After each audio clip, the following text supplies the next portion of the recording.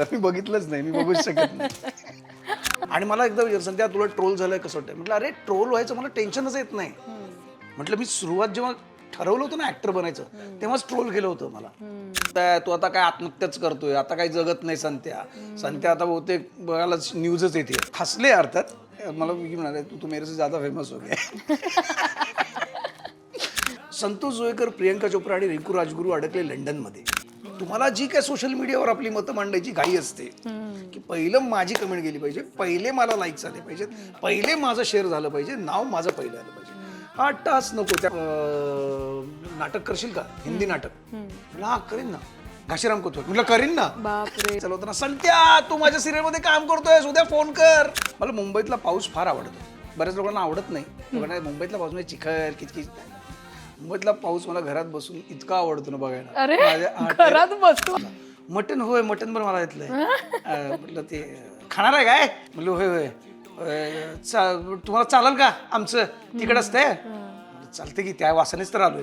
माझी मराठी भाषा ही माझ्या महाराष्ट्राची भाषा आहे. मी महाराष्ट्राचा नागरिक आहे. माझी मातृभाषा, माझी राज्यभाषा ही माझी पहिली भाषा आहे. पुढचं नाव ट्रोलर्स. हा हा जखमेवरचं मी.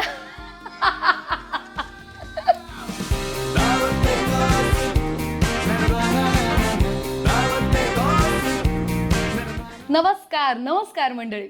झेन एंटरटेनमेंट प्रस्तुत दावते गॉसिपच्या आजच्या कमाल अशा एपिसोडमध्ये मी संजना पाटील पुन्हा एकदा तुम्हा सगळ्यांचं खूप खूप मनापासून स्वागत करते. खरंच मंडळी आजचा दिवस खास आहे, कारण आज आमच्या एपिसोडमध्ये एक खास व्यक्ती येणार आहे. मालिका, चित्रपट, नाटक, अहो हिंदी मराठी म्हणू नका अशा सगळीकडे अभिनयाचा डंका वाजवणारा अभिनेता म्हणजेच संतोष जुवेकर आज आपल्या भेटीला येतोय. अहो कुठे काय विचारताय? ठाण्यातल्या सुप्रीम कोस्टल लेगसी येथे. कारण हे हॉटेल नॉनव्हेजसाठी फेमस आहे आणि संतोषला नॉनव्हेज खूप आवडतं. त्यामुळे चला तर मग संतोष बरोबर मस्तपैकी झणझणीत गप्पांची दावत करूया.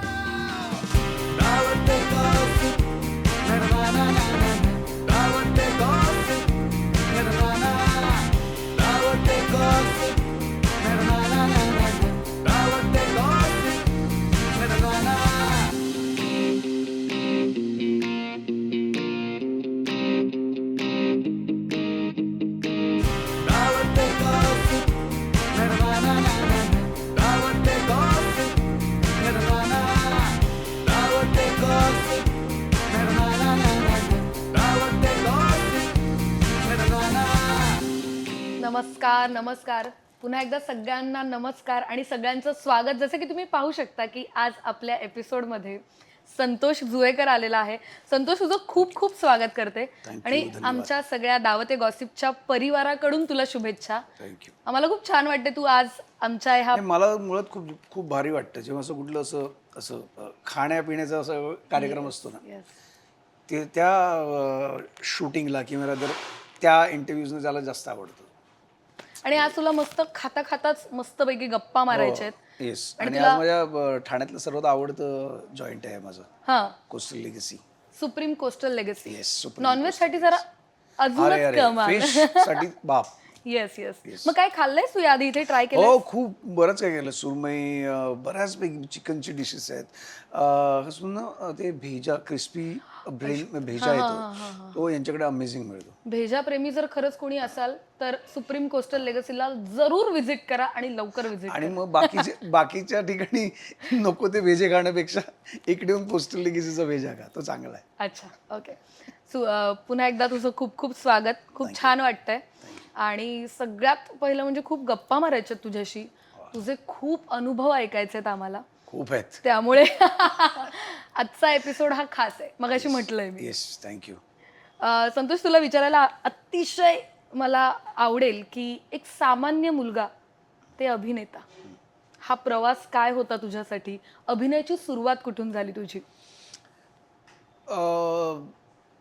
सामान्य घरातनं म्हणजे ऑब्व्हियसली लोअर मिडल क्लास म्हणू, मिडल क्लास फॅमिलीतनं मी आहे. आणि माझ्यासारखे अनेक माझे मित्र आहेत, अनेक कलाकार आहेत जे अशा फॅमिलीतनं आलेत ज्यांना ॲक्टर बनायचं होतं. पण काही जणांना मार्गदर्शन मिळतं किंवा काही जणांना तो ॲक्सेस असतो, काही जणांना नसतो. या कॅटेगरीतला मी होतो. कारण मला ॲक्टर बनायचं आहे, मला काम करायचं आहे, हे मला तेव्हा वाटलं होतं जेव्हा मी पहिल्यांदा एक मी वर्कशॉप केलं होतं ठाण्यामध्ये, अभिनय शिबिर. मग त्याच्यानंतर तिथे मित्र झाले आणि मग मी ठाणा कॉलेजला अभिजित चव्हाण होता किंवा विजू माने आहे, पराग बेडेकर होता, आमचे सगळे सिनियर्स होते तेव्हा, उदय सबनीस होता, आमचे सिनियर ते सगळे. आणि मग गडकरी रंगायतन, मग तिथे आम्ही सगळे ग्रुप आमचा भेटला आणि आम्ही काम करू लागलो. मग हे काहीतरी भारी आहे, हे करायला मजा येते. मग असं करत करत एकांकिका स्पर्धा वगैरे करत गेलो. मग त्याच्यानंतर इंटर कॉलेजिएट, ती इंटर कॉलेजिएट सुद्धा मी तुला सांगतो, मी NKT कॉलेजमधलं, ठाण्यामधलं. आणि NKT म्हणजे त्याचा फुल फॉर्म तुला सांगतो, नानजीबाई खिमजीवाला ठाणावाला ठक्कर कॉलेज. सो पण ते खूप असं गुजराती कल्चर किंवा ती सगळं तिकडे, त्यामुळे तिकडे ना रिबिन डेज, रोज डेज किंवा मग ट्रॅडिशनल डे असे प्रकार व्हायचे. एकांकिका स्पर्धा वगैरे एवढं तेवढं नव्हतं तिकडे त्या कॉलेजमध्ये. तेव्हा कुमार कला केंद्र या एकांकिका स्पर्धेसाठी मी पहिल्यांदा त्या कॉलेजमधून एकांकिका आम्ही केली होती, डेथ वॉरंट नावाचं एकांकिका. त्याच्यात मला कॉन्सोलेशन प्राईज मिळालं होतं, सर्टिफिकेट. आणि मग तेव्हापासून ते आमच्या कॉलेजमध्ये सुरू झालं. आता मला माहित नाही अजून आहे की नाही, पण नंतर मी जोडला गेलो ते ठाणा कॉलेजमधून. ठाणा कॉलेज आणि रुईयाच तिकडे, तिथे माझे सगळे मित्र, आदिती चारंगधर, मनवा, निशिकांत कामत वगैरे, आमची सगळी ओळख म्हणजे तिकडे झाली. आणि मी थोडासा भटक्या जमातीचा असल्यामुळे ना, असं पार्ल्यातला पण एक ग्रुप आहे, दीनानाथ पार्ल्यात, स्वप्नील जयकर.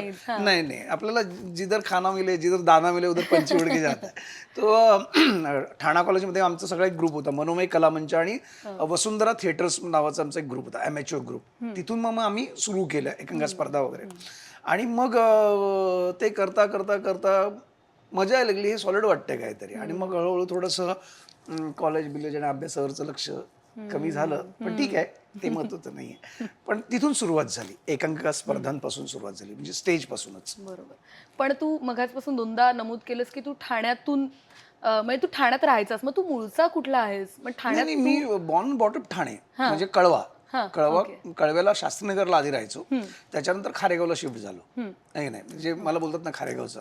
अच्छा, ओके. रे दिवे, ते आमचं मकर अनासपुरीने दिलेलं हे आहे खारेगावचा. सो मग खारेगाव. पण माझं सगळं कॉलेज किंवा माझं एकांकिका स्पर्धा, माझे सगळे ग्रुप म्हणजे ठाण्यात जास्त वावर, त्यामुळे ठाण्याचाच मूळचा मी. आणि मग इथूनच सुरुवात झाली, ठाणा, गडकरी रंगायतन, ते पुढे. खरंय खरंय खरंय. तुझा प्रवास खूप मोठा आहे आणि तो असा असा असा होत जाणार आहे. पण तू म्हणालास की तू एकांकिकांपासून सुरुवात केलीस, त्यामुळे तुझा नाटकाचा बेस आहे. पण सिनेमा, मग नाटक आणि सिनेमाची दरी कशी काय तू पार केलीस? ती संधी कशी बोललो ना, असं काही त्या गोष्टींना ठरवून नाही झाल्या सुरुवातीच्या. म्हणजे सुरुवातीला मला फक्त पॅशन, जे माझ्या इतर मित्रांमध्ये पण होतं ते माझ्यातही होतं, की आपण काम करायचं. आणि मग तेव्हा ते आम्ही आता खूप नवीन जी आत्ताची जी मुलं आहेत तरुण, त्यांना खूप चांगले प्लॅटफॉर्म्स आहेत. आज उत्तम एकांकिका स्पर्धा, तुम्ही डायरेक्टच तुम्हाला एक्सपोजर पटकन मिळतं. त्यावेळेस नव्हतं, आम्ही एकांकिका स्पर्धा करायचो, आम्ही गणेशोत्सवाच्या शोज करायचो कॉन्ट्रॅक्ट शो. मग आम्ही 3 एकांकिका बसवायचो. मग तेव्हा डिरेक्टर एकतर अभिजित करायचा किंवा मग शिरीष लाटकर लिहायचा किंवा शेखर फडके, मी, पराग बेडेकर, विजू माने डिरेक्ट करायचा, लिहायचा. मग योगेश केळकर आमचा मित्र आहे, तो म्युझिक लाईट्स वगैरे करायचा. मग तेव्हा आमच्याकडे पैसे नसायचे, तेव्हा घरून तर शक्यच नाही या अशा गोष्टींना पैसे देणं. मग कधीतरी याच्या टेरेसवर मित्राच्या, कधी त्याच्या टेरेसवर, मग कोणाच्या घरी आईवडील नसेल तर त्याच्या घरी वाचन, मग याच्या घरातून 4 भांडी आणली, माझ्या घरून माझा टेप रेकॉर्ड आणला, मग याच्याकडून. आणि मग शिरीष लाटकर लिहायचा, कोणीतरी. आता कसं आहे ना, तुमच्याकडे पेनड्राईव्ह किंवा तुम्हाला युट्यूबवरून किंवा कुठूनही पटकन गाणं उचललं, एखादा पीस उचलला, टाकलं गुगलला, टाकलं, पटकन आलं, डाउनलोड केलं. तेव्हा आम्ही कॅसेट्स आणायचो. मग या कॅसेट्समधून त्या कॅसेटमध्ये ते रेकॉर्ड करायचं, नाही तो डबल रेकॉर्डचा असायचा. मग इथे प्ले करायचं, इथे रेकॉर्ड करायचं. मग बरोबर एवढंच पाहिजे आपल्याला, मग ती टेप कट करायची, मग ती परत सेलो टेपने चिकटवायची. ह्या सगळ्या गोष्टी केलेल्या आहेत. आणि मग त्यामुळे ना या गोष्टीचं जास्त जाणीव आम्हाला जास्त आहे, असं मी म्हणेन. आणि मग तिथून एकांकिका स्पर्धा करत करत सगळे आम्ही करत करत पुढे गेलो. मग नाटकातनं पहिलं नाटक आणि मकरंद राजाध्यक्ष नावाचं नाटक मला मिळालं, जे चिंतामणीचं होतं. विक्रम काका ज्यात प्रमुख भूमिकेत होते, आणि माझं पहिलं नाटक. आणि तिथून स्टेज कमर्शियल मी व्यावसायिक रंगभूमीला सुरुवात झाली. मग काम बघूनच काम मिळत गेलं. त्याच्यानंतर ऑडिशन्स का मी आजही देतो, हिंदीसाठी देतो, मराठीसाठी पण. म्हणजे ते आपण नंतर बोलूच, कारण माझा मित्र समित कक्कड, तो बरेच जण होतं की समित म्हटलं की त्याच्या सिनेमात तू असतोस, किंवा अवधूत गुप्ते म्हटलं की संत्या असतोच. पण ना हे दोघंही त्यांच्या सिनेमात मी आधी काम केलं तरी माझं ऑडिशन घेतात. पण ते ऑडिशन पण ते ऑडिशन घेण्यामागचं कारण आहे की त्यांना ऍक्टर म्हणून लोकांना माहिती आहे की चला हा चांगला ऍक्टर किंवा चांगलं काम करतोय, पण तो या भूमिकेसाठी सूट होईल का नाही. तर त्या कास्टिंग यासाठी त्यासाठी ऑडिशन असतं की त्या रोलला मी सूट होतोय की नाही, त्यासाठी ते ऑडिशन घेतात. आणि ते करेक्ट आहे आणि मला त्यात काही वावगं वाटत नाही. सो मग म्हणतात की लोक आते गए और कारवा बनता गया, तसं मग काम करत गेलो. कामातनं काम मग अरे हा चांगला पोरगा काम करतो, याला कास्ट करूया. मग एकदा मी या गोजीरवाण्या घरात, जे माझं जास्त महत्वाचं सिरियल ज्याच्यात मी लीडला होतो. आधी छोटे छोटे भूमिका मी केल्या होत्या. बेधुंद मनाच्या लहरी मी केलं होतं, त्याच्यानंतर क्या बात है या सिरियलमध्ये काम केलं होतं. पण मला अजूनही आठवतंय की काम बघून काम मिळणं, त्याचं एक तुला उदाहरण सांगतो. एकदा मी शिवाजी पण माझ्या बाईकवरून जात होतो आणि इथून मंत्र देवस्थळी त्याच्या गाडीतनं जात होता. आणि मी क्रॉस झालो आणि मंत्र देवस्थळीने असं गाडी चालवताना, संत्या तू माझ्या सिरियलमध्ये काम करतोय, उद्या फोन कर, असं करून असं त्यांनी जाताना ओरडून सांगितलं. तू कुठेतरी घाईत जात होता, ओरडून सांगितलं. आणि बायकोनं हो ओके ओके. आणि मग मी वादळवाटच्या सेटवर गेलो होतो आणि तिथे शैलेश कविश्वर हे कॅरेक्टर त्यांनी मला दिलं होतं. सो अशी कामं मिळत गेली आणि बाकी देवाची करणी नारळात पाणी. पण आज तू दावते गॉसिपच्या एपिसोडवर आलेला आहेस, पण खार स्टेशनच्या ठेल्यावरची ती 20 रुपयाची थाळी, तो ते इथून खूप मोठा प्रवास आहे. ती काय तुझी आठवण आहे, काय सांगशील? आठवण म्हणजे मज्जेशीर आठवण आहे. म्हणजे या गोजीरवाड्या घरात सिरियल करा पहिलं माझं अगदी कमर्शियल. आणि मग मुंबईत तेव्हा जायला लागायचं, असं रोज शूटिंग असायचं आणि रोजचा प्रवास कळव्याहून अंधेरी. तर मग तेव्हा मग असंच कधी ह्याच्या घरी राहा मित्राच्या, कधी त्या मित्राच्या घरी, तर मग मावशीकडे कधी जाऊन. तर आम्हाला कधी कधी पैसे नसायचे, ऑब्व्हियसली तेव्हा नसायचंच खिशात.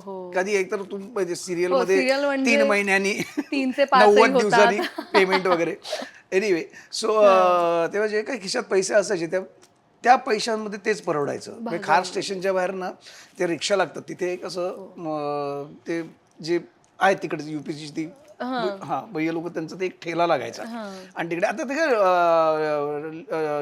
लिटी चोखा विकतात नाही का, तसं ते अजूनही आहे ना. आणि खास स्टेशनच्या बाहेर असं तंबू सारखं एक होतं, बाकडे होते आणि त्या बाकड्यांवर बसून होतं आणि सुतळी खाटा असायच्या. आणि त्याच्यातनं ते 20 रुपयात आम्हाला म्हणजे 10 काय याच्यातनं ते द्यायचं. एक दुधाची वाटी द्यायची, साखर टाकलेली दुधाची वाटी, आणि 3 चपात्या, त्या फुलकेवाल्या चपात्या ते द्यायचे. मग ते काही जण दूध पोळी खायचे. मग त्याच्यानंतर प्लेट मिळायची 20 रुपयात. 20 रुपयात एक प्लेट मिळायची, त्याच्यात एक वाटीभर भात मिळायचा, एक डाळ मिळायची, एक आलूची किंवा फ्लावरची भाजी, आलू मटरची भाजी, एक लोणचं, एक फोड असलेलं, आणि त्याच्यानंतर 2 रोट्या, असं आम्हाला ते मिळायची 20 रुपयात थाळी.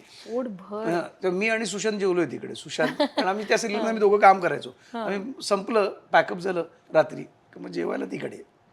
सो पण मला बघ तोंडाला अजून पाणी येते. टेस्ट अमेझिंग असायची, अमेझिंग.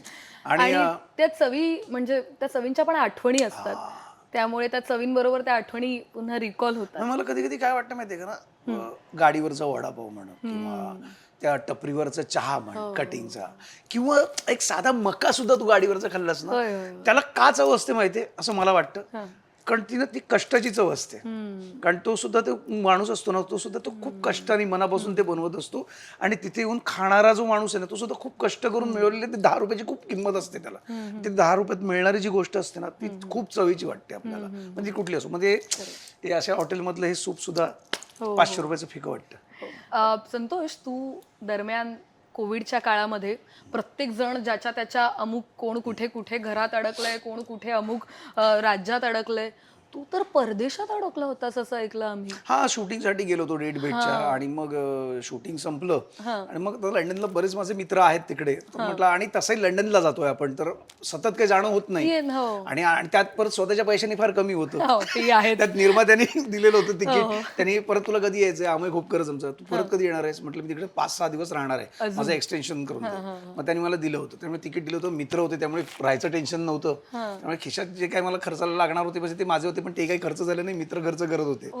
सो तिथे राहिलो मी आणि अचानक पुन्हा सेकंड वेव्ह आले आणि इथून सगळी विमानं रद्द केली गेली आणि मग तिकडे माझा मित्र आहे वैभव खांडके तिकडे राहतो.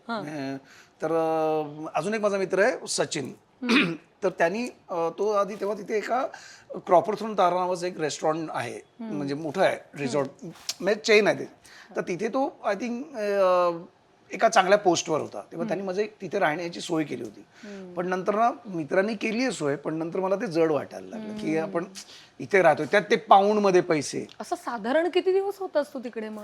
मी जवळजवळ सव्वा महिना होतो तिथे अडकलो पण मी कधी कधी बोलतो ना अटके का अटके लंडन मी अटके नाही असा अप्रोच असला पाहिजे बघ. त्याचा एक सॉलिड जोक तुला सांगतो त्याच काळात ना तिथे आपली ही रिंकू राजगुरू आणि ना प्रियंका चोप्रा असा तर त्याच्यात न्यूज आली होती सॉलिड होती. हा आता हे लगेच हे ऐकून लगेच चालू करतो आला मोठा तर मलाही माहिती ऐक ना तर तो कॉमेडी किस्सा आहे. तर ना रिंकूचा फोटो मध्ये माझा फोटो बाजूला प्रियंका चोप्रा आणि खाली कॅप्शन बघ मला मीडियावाल्यांची काय धमाल असते बघा संतोष जोयकर प्रियंका चोप्रा आणि रिंकू राजगुरू अडकले लंडन मध्ये ही कॅप्शन. आता ही कॅप्शन ही न्यूज वाचून माझे मित्र मला फोन करतायत जे या फील्ड मधले नाहीत कॉलेजमधले शाळेतले किंवा सोसायटी मधले व्हॉट्सअप कॉल चालू होता ना सध्या तू प्रियंका बरोबर अडकलाय तू रिंकू बरोबर आहे तुम्ही तिघे एकत्र आहेत. अरे म्हटलं बाबा ती न्यूज आहे आम्ही एकत्र नाही आहोत. म्हणजे लोकांना काय वाटतं आणि काय नाही. सो ते ज्यांनी कॅप्शन ज्याला सुचली आहे ना त्याला तर म्हणजे हॅट्स ऑफ. नाही पण असं असतं आणि मला ऍक्च्युली हा प्रश्न तुला पुढे विचारायचा होता पण आता तू अगदीच मुद्द्यावरती आहेस म्हणून विचारते की बऱ्याच ना आपले जे काही मीडिया चॅनल्स आहेत खूप मॅनिप्युलेट करून एखादी हेडलाईन किंवा अगदीच अनक्लिअर हेडलाईन्स असतात अनक्लिअर कॅप्शन्स असतात ज्यातनं विभिन्न वेगवेगळे अर्थ निघू शकतात ना की एक अर्थ. तर मला ना तू कम्प्लीट कर नाही तू बोल नाही मला खरं तर याचं वाईटही म्हणजे वाईटच वाटतं याचं की म्हणजे फॉर एक्झाम्पल माझंच घे ना आत्ता जे काय झालं ते माझ्या इंटरव्ह्यूचं की मुळात जो पूर्ण इंटरव्ह्यू काही लोकांनी आजकाल ना लोक पूर्ण बघतच नाहीत. तुम्ही म्हणजे तुम्ही आता ट्रेलर सारखं बघतात की काय पण ट्रेलर बघून तुम्हाला सिनेमा बघण्याची इच्छा होते की नाही पण ते सुद्धा नाही तुम्ही पूर्ण इंटरव्ह्यू बघा की ती व्यक्ती काय अर्थाने बोलते काय ह्यात चूक म्हणा किंवा काही म्हणा हे असं तेवढंच पार्ट कट करून दाखवायचा आणि बाकी जाऊ दे नतद्रष्ट लोकांची कुठेही कमी नाही फक्त सोशल मीडिया नाही. आणि मला एकदा विचार सध्या तुला ट्रोल झालंय कसं वाटतं म्हटलं अरे ट्रोल व्हायचं मला टेन्शनच येत नाही. म्हटलं मी सुरुवात जेव्हा ठरवलं होतं ना ऍक्टर बनायचं तेव्हाच ट्रोल केलं होतं मला माझ्या काही मित्रांनी केलं होतं घरच्यांनी केलं होतं की अक्कल आहे का तुला ऍक्टिंग कशाला म्हणतात तुझा काय संबंध आहे ऍक्टिंगशी तुला जमेल का. अनेक होते मित्र जेव्हा मिमिक्री करायचो अरे ऍक्टिंग वेगळी असते मिमिक्री आर्टिस्ट ऍक्टर नाही बनू शकत. तेव्हा मला समोरून ज्यांना मी ओळखतो जे माझे मित्र जे मलाही ओळखतात त्या लोकांनी तेव्हा ट्रोल केलंय. ज्या हे जे ट्रोलर्स आहेत यांना चेहराच नाहीये त्यांना मी पाहिलंच नाहीये ते मला ओळखतच नाहीयेत एक संतोष जुवेकर म्हणून की मी काय आहे. मग ज्यांना चेहरा नाहीये त्यांचा मी विचार कशाला करू ज्यांचा चेहरा होता त्यांचा मी विचार नाही केला त्या ट्रोलिंगचा विचार नाही केला तर मग यांचा कशाला करू. Because I know what I am आणि मी किती प्रॉपर बोलतोय छान बोलतोय पण तरी सुद्धा बऱ्याच वेळा नाही आपण आता काय बोलतोय याचा विचार करायला पाहिजे पण मला नाही वाटत. मला वाटतं बोला जे मनाला वाटतं ते बोला फक्त ते उगाचच बोलू नका. ओके. तर तू आता म्हणालास की ज्यांना चेहरे नाहीत त्यांचा मी कशाला विचार करू त्या ट्रोलर्स ज्यांना होते त्यांचाही मी त्यावेळेला केला नाही. पण बऱ्याचदा असं होतं की आपण ह्या खूप थेट मानसिकतेचे आपली विचारधारा असते पण आपले घरचे जे आपले जवळचे तुझी आई म्हण तुझी भाची म्हण तुझ्या प्रत्येक कलाकृतीवर प्रेम करणारी माणसं मग ते ह्या ट्रोलिंगला कसं घेतात त्यांच्यावर ह्याचा किती परिणाम होतो. नाही अर्थात बरोबर आहे ना कारण जसा आपण विचार करतो किंवा जसं आपली मनस्थिती किंवा आपली विचार करण्याची पद्धत जशी वेगळी आहे किंवा मी मेंटली स्ट्रॉंग आहे पण जे माझ्यावर प्रेम करत आहेत खरोखर मनापासून, जास्तीत जास्त आई वडील, त्यांच्यापेक्षा जास्त आपल्यावर प्रेम कोणीच करू शकत नाही. खरं आई वडील, माझी भाची आहे, माझी पुतणी सॉरी मधुरा आहे, किंवा माझे जवळ सगळे माझे कझिन्स किंवा माझे मित्र इतर. तर तेव्हा जेव्हा हे सुरू झालं ना, तेव्हा मला आई खूप बोलायची, अरे काय बोलतायत तुझ्याबद्दल, हे असं कसं बोलतायत, कधी तुझ्याबद्दल असं बोललं नाही तर ते तुला माहीत नाहीत का, त्यांना तू माहीत नाही आहेस का, तू कसं आहे, बरेच जण. तेव्हा मी आई म्हणून म्हटलं सोडून द्या विषय, म्हटलं मी विचार नाही करत आहे. कारण इतक्या लेवलला बोलतायत आजही, का अरे इतकं कशाला बोलताय, तू आता काय आत्महत्याच करतोय, आता काही जगत नाही संत्या आता बहुतेक बघायला न्यूजच येते. मी या लेवलला जाऊन बोलतात, मला काही फरक पडत नाही. पण फरक पडतो ना आपल्या घरच्यांना पडतो. मला असं वाटतं की माहीत नाही आता ही माणसं खरी आहेत किंवा खरंच ही माणसं म्हणून जगतायत ती मला माहीत नाहीत, पण जेव्हा कदाचित जर तुमच्यावर आलं आणि तुमच्या घरच्यांपर्यंत जर ही गोष्ट पोहोचली तर त्यांना काय त्रास होतो, तुमच्या घरचं माहोल परिस्थिती काय बदलते. की आज मी माझं उदाहरण म्हणून सांगतो, बाकीच्यांनी जाऊ दे. आज छावासारखा सिनेमा रिलीज झाला होता, म्हणजे घरचे सगळे आनंदात होते, माझे मित्र आनंदात होते, मी आनंदात होतो, आणि इतकं सगळं चांगलं छान आनंद उपभोगताना हे जे काही कोणी विरजण टाकलं, त्यामुळे त्याचा त्रास होत होता ना. म्हणजे आनंद होता की छावा छान गाजतोय, संतोषचं नाव लोक बोलतात की संतोष, भले जो काही माझ्या वाट्याला रोल आला पण तो झाला, लोकांच्या लक्षात राहिलाय, काही असे का नाही, 1-2 सीन असतील व्हॉट एव्हर, पण तो सिनेमा करणं हे मी माझ्यासाठी, मी काय म्हणते, माझी आस्था होती. मी म्हणतो ना की त्या सिनेमाकडे मी सिनेमा म्हणून बघतच नाही की मी हा सिनेमा केला, त्या सिनेमात मला काम करण्याची संधी मिळाली, माझं पुण्य, माझं भाग्य. तर अर्थात तो त्रास घरच्यांना होतो, पण आता ठीक आहे, घरच्यांना जेव्हा कळलं ना की बाबा हा ओके आणि काही प्रॉब्लेम नाही. आणि मुळात मी सर्वात, घरचे तर आहेतच, मला ना, मी लक्ष्मण सर आणि विक्की कौशलचं पण सांगितलं. आता आमचं मॅडॉकची आमची छावाचं सक्सेस होतं ना सेलिब्रेशन, तेव्हा मला भेट झाली होती. तेव्हा मला सर आणि विक्की दोघेही म्हणाले आणि हसले अर्थात. मला विक्की म्हणाले, तू मेरे से ज्यादा फेमस हो गया. तो बोला, संध्या छोड़ दे, सोच मत ज्यादा इसके बारे में, समझा ना, तू क्या है, तू कैसे है, तू एज अ पर्सन क्या है, ये तेरे नजदीक जो लोग हैं ना उनको पता है, तो उनके बारे में तू सोच. ये जो लोग हैं ना जिनको पता नहीं है उनके बारे में मत सोच, ये होता रहेगा, ये लोग बोलते रहेंगे, तू अगर उसको जवाब देगा तो वो और बोलेंगे, वो they are waiting for your answer but don't answer them. आणि अर्थात मी ते खूप विचारपूर्वक नाहीच केलं, मी कोणाला आन्सर दिलंच नाही. सो मला माझ्या सरांनी, लक्ष्मण सरांनी, विकीनी पण सांगितलं, घरच्यांनाही जेव्हा एक गोष्ट पटली तेव्हा मी आणखीन स्ट्रॉंग झालो की ठीक आहे, आता माझ्या घरच्यांना माहिती नाही, माझ्या जवळच्या लोकांना माहिती नाही मी नेमका कसा आहे. That's it. मग आता मी निर्धास्त. तुझे खूप सिनेमे आम्ही पाहिलेत. मी तर खूप लहान होते जेव्हा आमच्या घरात कुठलाही नवीन सिनेमा आला मराठमोळा की आवर्जून तो बघितला जायचा. पण तुझा एक असा सिनेमा आहे जो अजूनही गणपतीमध्ये आम्ही डेकोरेशन करत असतो, आम्ही काही काही काही करत असतो सगळी तयारी, तेव्हा तो मोरयाच लागलेला असतो. त्याचा तो सीन अजूनही व्हायरल होतो, म्हणजे तो कायमचा, तो फॉर एव्हर आहे. कारण तो ज्यांनी तो प्रसंग जगलाय ना, त्या चाळीतला प्रत्येक मुलगा, त्या सोसायटीमध्ये, त्या बिल्डिंगमध्ये राहणारा प्रत्येक मुलगा, ज्यांनी वर्गणी मागितली आणि ज्यांनी वर्गणी मागताना ज्या अशा घोरपडे काकू किंवा मोहिते काकू किंवा पाटील काकू काका ज्यांच्या शिव्या खाल्ल्या किंवा बडबड ऐकली आहे, त्या प्रत्येक मुलाला पोचणारा किंवा त्याला तो असा आपलासा वाटणारा सीन आहे. त्यामुळे तो सीन, तो प्रसंग मी जगलो आहे. कारण चाळीत राहिलेलो आहे.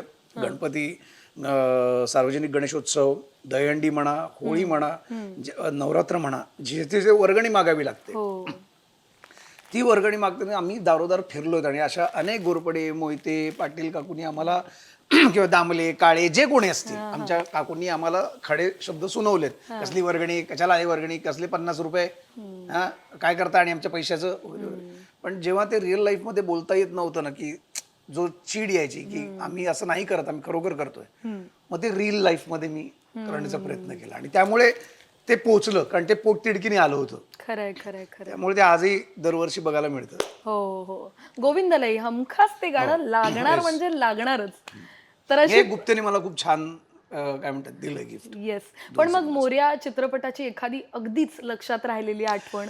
अरे खूप आहेत, खूप आहेत, एकच नाही, खूप आहेत. म्हणजे एक तर ना, ते ती जी चाळ आहे ना इथे, तुला सांगतो, उरणकरवाडी, हा उरणकरवाडीत आम्ही शूटिंग करत होतो. अच्छा. हा आणि तिथे 2-3 रिअल लोकेशन. रिअल लोकेशन उरणकरवाडीत. तिथे अनेक शूटिंग्स वगैरे झालेत ना, हिंदीची पण झाली आहेत ते उरणकरवाडीमध्ये. तिथे आम्ही शूटिंग करत होतो त्या वाडीमध्ये. ती चाळ अशी एल टाईप चाळ होती, प्रॉपर जुन्या स्टाईल तशी. आणि तिथे राहत होतो मी 2-3 दिवस मी अपडाऊन केलं. कळव्याहून गाडी चालवत सकाळचं जे प्राईम टाइमला मी जायचो. 9चं शिफ्ट आणि मला सकाळी 6:30ला निघायला लागायचं. आणि तिथून पॅकअप झाल्यानंतर मग मी थांबणार थोडं, मग 10:30-11ला निघणार. ट्रॅफिक कमी होईल. पण त्याच्यानंतर मग मी ठरवलं की आपण तिकडेच राहूया म्हणून.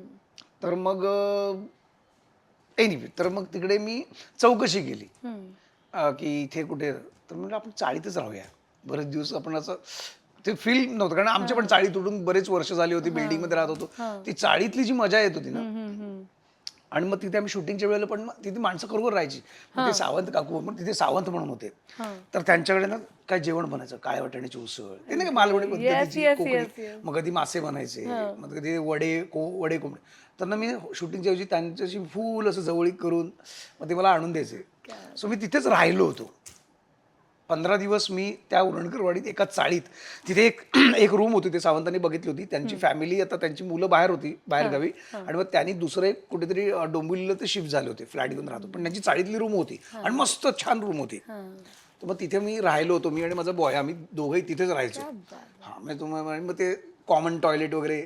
आणि मग शूटिंगला यायच्या अगोदर सकाळी आंबोळ्या चहा, मस्तपैकी पोहे, पारंपरिक नाश्ता करायचा असतो. असं या घरातनं त्या घरातनं. कारण तेव्हा असं होतं ना, असं तुझं गोजीरोना घरात वगैरे सिरियल्स किंवा काही सिनेमे झाले होते, थोडंसं हलकंसं स्टायलिझम होतं. त्यामुळे असं यांच्याकडून ही वाटाण्याची उसळ, चपाती, ह्यांच्याकडून कोंबडी वडे, कधी मग पोहे, असं सगळं प्रॉपर असं तब्येतीत मी राहिलो होतो त्या चाळीत. ती एक आठवण. आणि मला आठवतं की आमचा तो फाईटचा सिक्वेन्स आहे ना माझा आणि चिन्मयचा, तो दोघांचा जो एंडचा, जिकडे आमच्या तो म्हणजे काय गैरसमज दूर करायच्या आधी की मारा काय घ्या एकमेकाचा जीव, ती पावसातली फाईट होणार. पण आम्हाला ओरिजिनल पावसाळाच होता तो, पण ते शूट करू शकत नाही. त्याला ते आम्ही प्रॉपर कंटेनर मागवले होते, वॉटर कंटेनर, आणि रेन ठेवलं होतं. पण जो पाऊस सुरू झाला खरा, त्यामुळे शूटिंग थांबलं. जवळ 2-2.5-3 तास पाऊस पडत होता नॉनस्टॉप. आणि जसा पाऊस सुरू झाला तर आम्ही तसं आधीच्या त्या कंटेनरच्या याच्यात आम्ही भिजलेलोच होतो ना. तर मग हे सगळे अवधूत सगळी टीम सगळे त्या आतमध्ये गेले. गणेश पण गेला, कारण गणेश पण छत्री धरून, त्यामुळे तो भिजला नाही. पण आम्ही भिजलेलोच होतो त्याच्यात. तर ते सगळे ते आडोशाला जाऊन तिकडे बसले, कोणी व्हॅनिटीत जाऊन बसले.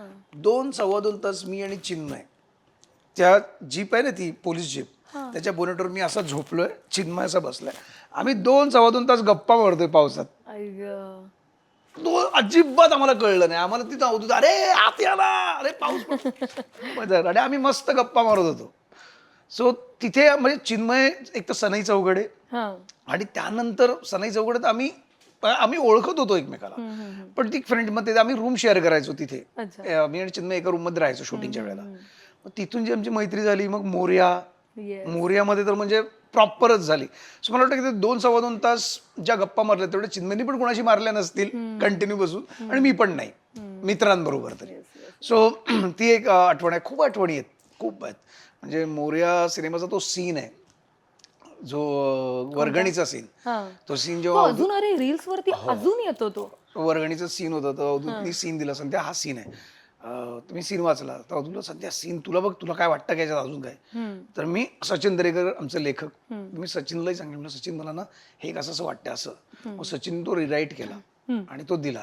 मी त्याला म्हटलं हा एक पॉईंट टाकला, कारण जे ऑब्व्हियसली सचिन पण त्याच लाईफ मधून वर आलेला आहे, तो पण चाळीतच राहिलेला आहे. पण त्यामुळे जे काही पॉईंट आहेत, जो अनुभव माझा आहे तो त्याचाच असं नाही होऊ शकत ना, माझा वेगळा आहे. म्हटलं ती चीड आली होती ना मला, असं बोलायचं होतं चायला, हे सगळं तुम्हाला दाखवतो या कधी नाही, चला तुमच्या मला तर ढेंगे घालून जाईल असं वगैरे. आणि ते सचिनने तो लिहून काढला आणि तो परफॉर्म केला मी तिकडे. फक्त तो आता तुम्ही सिनेमात असा एकदम बघून जाता है ना, पण जेव्हा तो ज्याचे अँगल्स बदलून आपण शूट करावा लागतो, मास्टर झाला, एंट्री झाली, क्लोज झालं, ओएस झाले, तीच इंटेन्सिटी टिकवणं फार गरजेचं आहे. आणि त्याच्यानंतर तीच डबिंगला मला असं वाटतं की तिथे मी काही केलंच नाही, कारण ती मुळातच माझ्यात होतं ना, कारण ती सगळं केलेलं आहे ऑलरेडी. म्हणजे त्याचा अभ्यास, त्याची प्रॅक्टिस झाली आहे माझी ऑलरेडी. फक्त तो राग तिथे जो मनात होता तो काढायचा होता की असं नाहीये. आणि तो एक प्रसंग आहे त्या सीनचा, तो एक आठवणीचा प्रसंग आहे. खूप आहेत. दिलीप प्रभावळकर सुद्धा त्या सिनेमामध्ये आहेत आणि फार गोड त्यांचं तुमच्यावरचं प्रेम, त्यांचा त्यांची जी भूमिका आहे. मग त्यांच्याबरोबर तुम्ही सगळ्यांनीच मिळून काम केलं, त्यांच्याबद्दलची एखादी आठवण? अरे काय म्हणू, सुपब म्हणणं सुद्धा कमीच वाटतं मला. आपण माऊलियाच म्हणू. कमाल काय नाटकं त्यांची. आपण चिमणराव गुंड्याभाऊ सिरियल त्यातलं चिमणराव, त्याच्यानंतर काय किती किती सुंदर नाटक आहेत, सुंदर भूमिका त्यांनी केलेल्या आहेत. ती नारबाची वाडी बघ. येस येस, बघितलंय. आणि चांगलं काम करायला मिळणं जसं नशिबात असावं लागतं ना, तसं चांगल्या उत्तम दिग्गज कलाकारासोबत काम करण्याची संधी मिळणं सुद्धा नशिबात असावं लागतं. आणि त्या बाबतीत मी सॉर्ड फॉर्च्युनेट आहे. मी प्रचंड नशीबवान आहे. म्हणजे दिलीप काकांबरोबर काम करण्याची संधी मिळाली आहे, अशोक मामांबरोबर काम करण्याची संधी मिळाली आहे, विक्रम काकांसोबत तर पहिलंच नाटक माझं आयुष्यातलं विक्रम गोखल्यांबरोबर, त्यांच्याबरोबर काम करण्याची संधी मिळाली आहे. मोहन काकांबरोबर काम करण्याची संधी मिळालेली आहे. रीमा मावशीबरोबर काम करण्याची संधी मिळाली आहे. हिंदीमध्ये म्हणशील तर मनोज बाजपेयींबरोबर काम करण्याची संधी मिळाली आहे मला. त्याच्यानंतर विकी कौशल, आता म्हणू विकी कौशल जरी तो सिनियर नाही, कदाचित एका बॅच किंवा असं असेल, किंवा तो कदाचित ज्युनियर पण असेल मला काही वर्षांनी, पण मी त्याला म्हणतो ना की तो बरेचसे स्टार आहेत पण ना फार ऍक्टर स्टार कमी आहेत, है ना.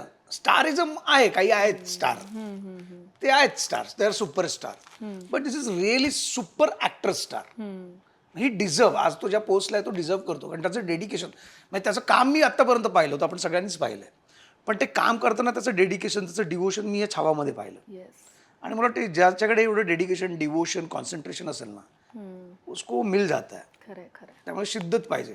सो त्याकरता मी विकीचं नाव घेतलं. So I am so blessed की मला हा चान्स मिळाला, की इतक्या उत्तम कलाकारांसोबत काम करण्याची संधी मिळाली.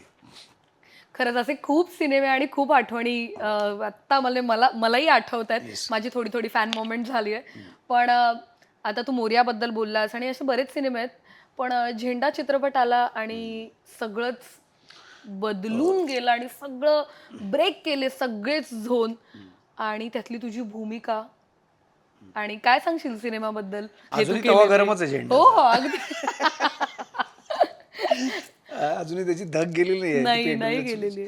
पण झेंडा जेव्हा अवधूतनी सिनेमा, पहिला त्याचा cinema as a director, writer, कथाकार म्हणून, त्यामुळे अवधूत, आता आम्ही विटू ग्रुप जो आमचा आहे, आम्ही सगळे मित्र होतो. विटू एस, विटू नावाचा एक स्टुडिओ होता सुरेश वाडकरांचा, अवधूत वाडकर, तर तिकडे आमची सगळ्यांची ओळख झाली, त्यामुळे आम्ही आमच्या ग्रुपला विटू ग्रुप नाव दिलंय. ओके. तर आमचं अवधूत, आम्ही मित्र, आम्ही सगळे. आणि अवधूतनी जेव्हा कथा लिहिली, त्या अवधूतनी कथा आम्हाला मडालँडला ते रिट्रीट रिसॉर्ट आहे, तिथे मस्त आम्ही रूम बुक केला होता आणि आम्ही सगळे तिकडे भेटलो होतो. अवधूत मी तुम्हाला सगळ्यांना, मला फिल्म करायची, तर त्याची कथा वाचून दाखवतो.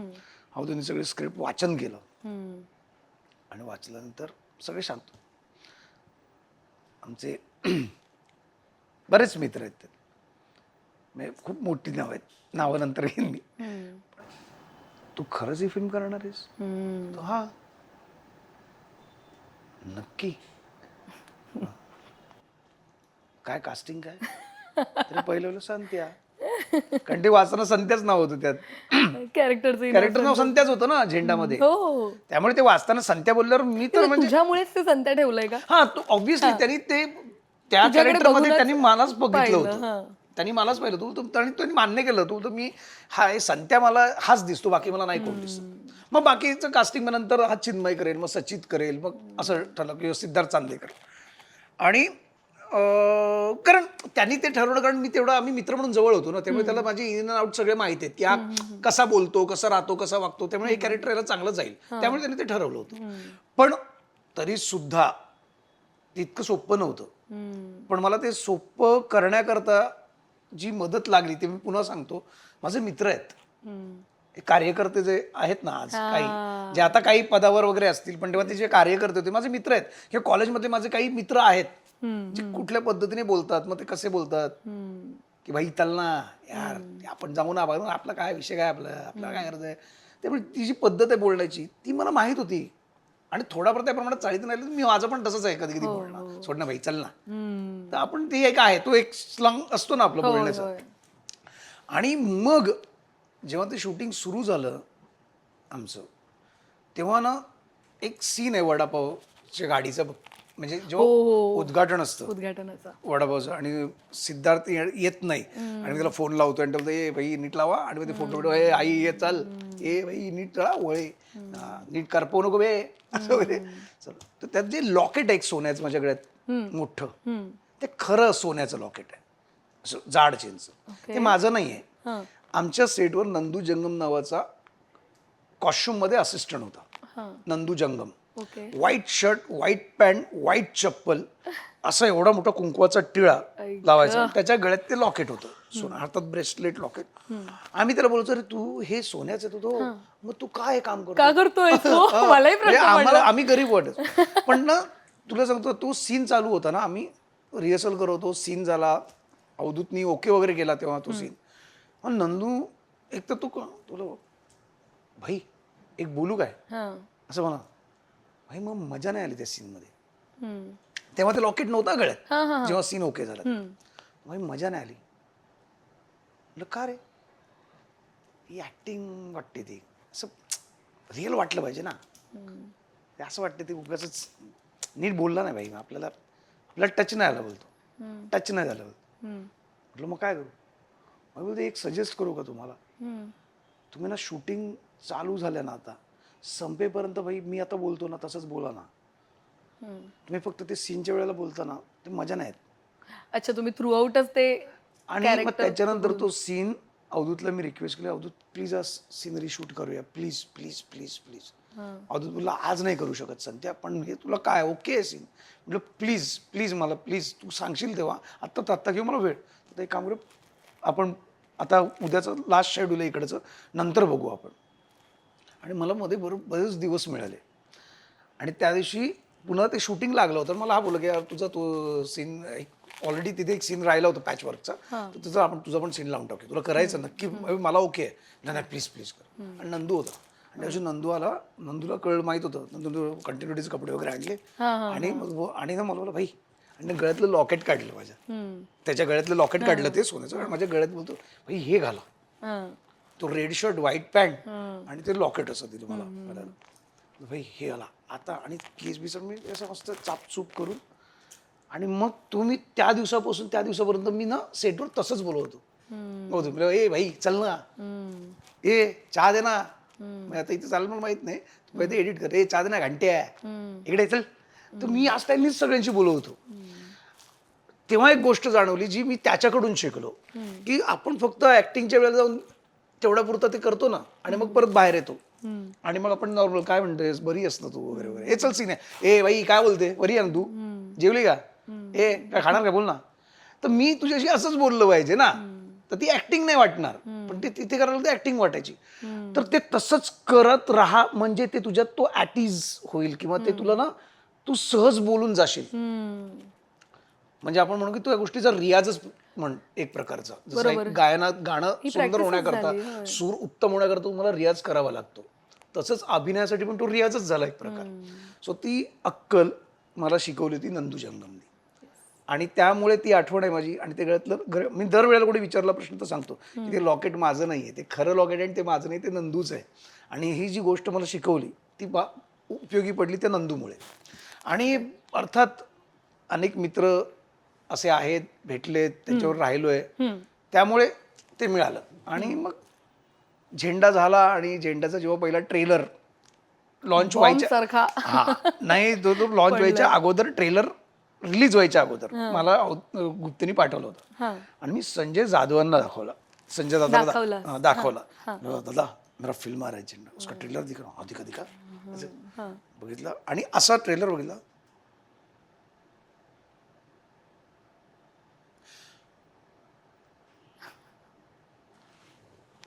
झाला ट्रेलर क्या माँ ये फिल्म करेगा वो मिलो ट्रेलर हो गया फिल्म ये फिल्म रिलीज कर रहा है हाँ दम लगता है यार. आणि तो जो रिलीज झाल्यानंतर खरोखर खरंच, ज्या खरंच, गोष्टी हो. घडल्या पण मी पुन्हा एकदा सांगेन, मी कुठलंही असंच म्हणतात बरं हा कशाला हे नाव घेतो ते नाव नाही, मी खरंच सांगतो त्या काळात ना राज साहेबांनी खूप सपोर्ट केला होता. म्हणजे ज्या व्यक्तीची आम्हाला ज्याचं टेन्शन आलं होतं की हा सिनेमा बघितल्यानंतर कदाचित आपल्याला फटके किंवा आपला सिनेमा ते रद्द इथून होईल. आहेत, हा. हा. पण त्या माणसाने एक वाक्य वापरलं होतं, अनेक कार्यकर्त्यांनी आक्षेप घेतला होता मनसे, पण तेव्हा साहेबांनी सांगितलं होतं जर माझं नाव किंवा मला जर विलन दाखवून मराठी सिनेमा मोठा होणार असेल तर मला काही हरकत नाही, मराठी सिनेमा मोठा होऊ दे. आणि मला आठवतं वंदना टॉकीजच्या बाहेर शो बंद पाडा उभे होते, मी अवधूत मी तिकडे गेलो होतो आणि तिथे ते मनसेचे कार्यकर्ते आले होते.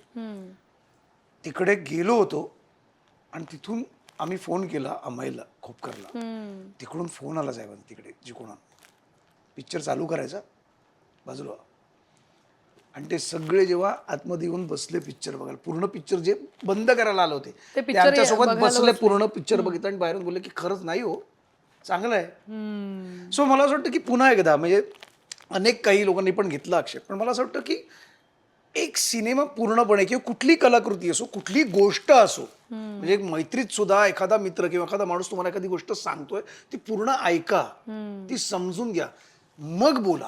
तुम्हाला जी काय सोशल मीडियावर आपली मतं मांडायची घाई असते की पहिलं माझी कमेंट गेली पाहिजे, पहिले मला लाईक्स आले पाहिजेत, पहिले माझं शेअर झालं पाहिजे, नाव माझं पहिले आलं पाहिजे, हा टास नको. त्यामुळे कदाचित तुमच्या पहिले येण्यामागे कोणाचा तर काहीतरी प्रॉब्लेम होतील याचा विचार करा. सो पुन्हा एकदा ज्या ज्या लोकांनी झेंडासाठी सपोर्ट केला, मोर्यासाठी केला, वॉट एव्हर, झेंडासाठी जास्त म्हणे की त्यांच्याबद्दल ग्रॅटिट्यूड आहेच. Yes. सिनेमांची अशी रांग लागेल आता आपण एक एक विषय जर काढत गेलो तर. पण आता दरम्यान तू एक नवीन नाटक करतोयस, तर नाटकात तू तेही कैक वर्षांनी काय सांगशील, काय नाटकाचं म्हणजे नाटकाबद्दल काही सांगशील का तू हो आमच्या म्हणजे आमचं प्रेक्षकांना? आता त्याचं अनाउन्समेंट झाली आहे. घाशीराम कोतवाल नाटक करतोय मी, हिंदीमध्ये करतोय, पहिल्यांदा हिंदीमध्ये कमर्शियल नाटक होत आहे, अभिजित पानसे डिरेक्ट करत आहेत. वाव. आणि नंतर भालचंद्र कुबल आणि अभिजित पानसे, आणि एक मोठा दिग्गज नट आहे. मी मगाशी म्हणालो ना की आय एम सो फॉर्च्युनेट, खूप नशीबवान आहे की ज्या ज्या कलाकारांसोबत काम करण्याची इच्छा मनात तयार होते आणि त्या कलाकारांवर काम करण्याची संधी मला तो नटेश्वर देतोय. पुन्हा एकदा ते घडतंय. मी आत्ता नाव नाही घेत कारण ते ऑफिशियल आम्हाला डिक्लेअर करायचं आहे प्रेस कॉन्फरन्समध्ये, बट ते नाव ऐकल्यावर नक्कीच अनेक लोक असं होणार आहेत. आणि ते खूप मॅनिफेस्ट केलं होतं मी फार आधी, यार इस आदमी के साथ काम करना है. मी जसं वाजपेयी बाबतीत केलं होतं ते झालं होतं, असं मला खूप खात्री आहे की होईल आणि ते झालं.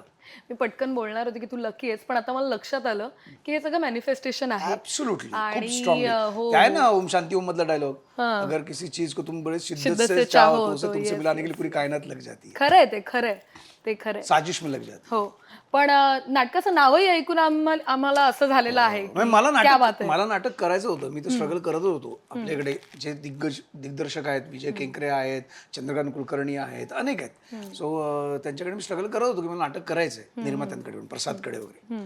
पण मला नाटक अचानक अभिजितचा फोन आला, संत्या नाटक करशील का, हिंदी नाटक? म्हटलं हा करीन ना. घाशीराम कोतवाल, म्हटलं करीन ना. बापरे. तो करीन ना मोठेरी आला, घाशीराम कोतवाल हिंदीत. आणि म्हटलं मी काय करायचंय त्यात, पण मी वाचलं पण होतं. म्हटलं मी काय करायचंय, कारण तू घाशीराम करायचं. त्यामुळे मनमे लड्डू फुटी गया.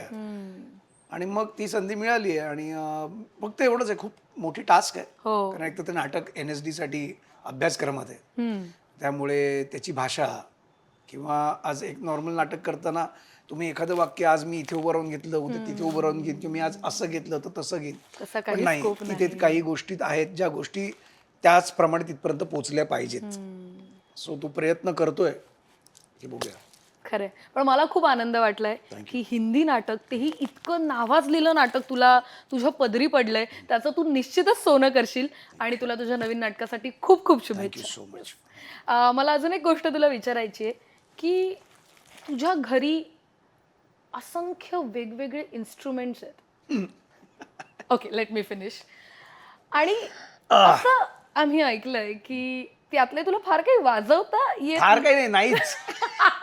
आय एम ग्लॅड की तू ते कम्प्लीट केलं. पण मग हे काय, हे कसलं वेड आहे? मला आवड आहे. एक तर मुळात मी एकटा राहतो, एक तर छान सुंदर घर आहे माझं मस्तपैकी, त्यामुळे अनेक मित्र माझ्याकडे येतात. आणि मी जरी या कुठले मला फार गाता येत नाही सॉलिड, ओके, मी त्यातलं वाद्य कुठलं फक्त जी काही आरतीला झांज वाजवतो तेवढीच, हा, त्यामुळे ती वाजवतं मला येत नाही. पण पुन्हा एकदा नशिबाने माझी मित्र जे आहेत, जे काही मित्र आहेत ते उत्तम गायक आहेत, उत्तम वादक आहेत, उत्तम म्युझिक डिरेक्टर आहेत, उत्तम म्युझिशियन्स आहेत. त्यामुळे आणि ते जवळचे मित्र आहेत, त्यामुळे आम्ही असं ते जर घरी कधी आले आणि जर म्हटलं मैफिल करूया, अरे यार पण गिटार नाही रे, अरे पण यार पेटी नाहीये रे, अरे ते झेंबे असतं तर मजा आली असती, एक मिनिट काही देत. त्यामुळे संधी देते. बासरी आहे, माउथ ऑर्गन आहे, बासरी आहे, माउथ ऑर्गन आहे, झेंबे आहे, डरबुका आहे. बापरे, यातली नावही अर्धी ऐकलेली नाही. हा, मला माहिती आहेत सगळी नावं. माझ्या मित्रांना, माझ्या मित्राचं शॉप आहे स्वतःचं, त्याच्यामुळे ते घेत असतो मी. डरबुका आहे, झेंबे आहे, फ्लूट आहे, माउथ ऑर्गन आहे, गिटार आहे, नंतर क्लॅप बॉक्स आहे, त्याच्यानंतर बरंच काही काही. स्कूल ओपन करतोस का घरी? म्हणजे अरे म्युझिक स्कूल म्हणजे काय असतं ना, ती मला जर आवड आहे, आणि मी कानसेन आहे, मात्र मी सॉलिड कानसेन आहे. ते ऍक्च्युअली लक्षात आलं ह्या मला, कारण एकतर संगतीचा परिणाम आहे त्यात. एकतारा काय उगाच दिला मला गुप्तेनी, एक नाही ऑब्व्हियसली त्याने नाही, म्हणजे मला कोणी विचार करू शकत नव्हतं की हा संत्या कुठे गायक वगैरे. पण अर्थात जेव्हा आपल्या बाबतीत असं लोक विचार करतात, नाही रे हा कुठे, यायला काय जमणार आहे, तेव्हा ती करायला जास्त मजा येते. हा, सो चॅलेंज आहे. हा, आणि ते करताना मग हेतू हाच आहे की माझ्याकडे माझे जर हे दिग्गज मित्र आले आणि मला वाटलं की याचं गाणं ऐकावं, तर मग काहीतरी साथ काय आहे. आता मला तबला घ्यायचा आहे. अच्छा, तबला नाहीये तुझ्या? नाही, घ्यायचा आहे, मला घ्यायचा आहे. तर तो घरात ठेवणार मी. मग कोण बोलणार, अरे संत्या यार पेटी पाहिजे होती रे, मस्त एक अरे यार तबला नाही यार, तबला पाहिजे, एक मिनिट. अरे माउथ ऑर्गन मस्त वाटलं, एक मिनिट. त्यामुळे रेडी ठेवायचं, कोणाला चान्स द्यायचा नाही. हा, त्यामुळे मला एकदा कुशा वगैरे बोलला, सांगतो तो गिटार येतो वाजवता, म्हटलं हो, मला वाजवून दाखव, म्हटलं उलट गेलं ते नाही रे, नाही. त्यामुळे बरेच जण काय स्वतःला एवढे काय इन्स्ट्रुमेंट यातलं एक, मी कधी कधी मजेत कुशानी केली माझी, पण मी सांगतो अरे ते मी यासाठी घेतलंय, ते मी माझ्यासाठी नाही, मला नाही येत. हा, मला शिकायची मध्ये मी गेलो होतो, माझा विक्रांत म्हणून माझा मित्र आहे, तो उत्तम गिटारिस्ट आहे. तर एकताराच्या वेळेला मी ते केलं होतं, कारण ऍटलिस्ट जर क्लोज घेतला तर फिंगरिंग, आपण जे फ्रेटबोर्ड पकडतो गिटारचा, त्या फ्रेटबोर्डवर जर माझी फिंगर्स फिरणार आहेत तर ती ऍटलिस्ट ती फिरवतं तर यावी, ऍटलिस्ट ती फिरतायत. नंतर आपल्या माहिती आहे काही जण असे बासरी धरतात आणि मग अरे इकडे वाजव, इथे काही आलत नाही तुझं, धरलीये फक्त, आणि इथे मोरचा पीस लावला म्हणजे कृष्ण नाही.